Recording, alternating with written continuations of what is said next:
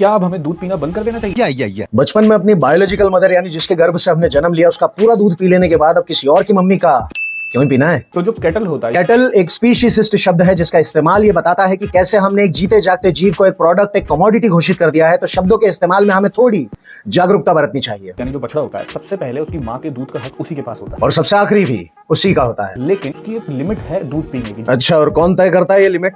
मतलब ये वैसी बात नहीं हो गई कि कहीं कोई इंसानी माँ बैठकर अपने बच्चे को दूध पिला रही है और हम जाकर के बोले कि अरे बस बस भाभी जी क्या कर रही हो, उसकी लिमिट पूरी हो गई है। कसम से इतने जूते पड़ेंगे ना इस बात पे कि कितना मुश्किल हो जाएगा। अगर इससे ज्यादा वो दूध पिएगा तो उसको डायरिया हो जाएगा, दस्त हो जाएगा। हाँ क्यों नहीं, मदर नेचर, माँ प्रकृति तो बेवकूफ है ना जो ऐसे जीव बनाएगी कि बच्चा अपनी ही माँ का दूध पी ले तो दस्त से मर जाए।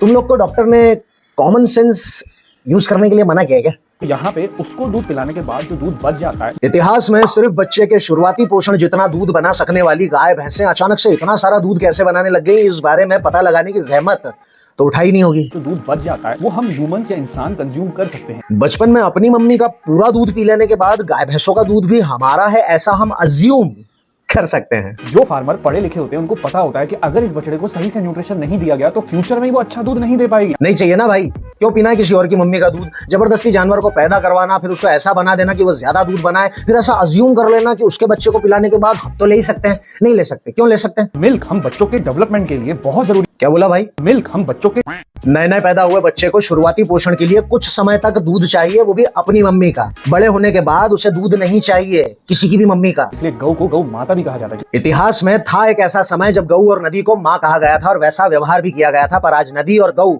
दोनों की हालत हम दोनों को बहुत अच्छी तरीके से पता है। तो अब इंडिया पिएगा दूध। इंडिया नहीं, दुनिया पिएगा दूध। दुनिया में भी सिर्फ स्तनधारी जीव, मैमल्स जैसे कुछ जानवर और बाकी सारे इंसान, और इंसानों में भी सिर्फ इंसानों के बच्चों को, क्योंकि दूध की जरूरत सिर्फ उसे होती है जो शरीर से बच्चा है, दिमाग से नहीं।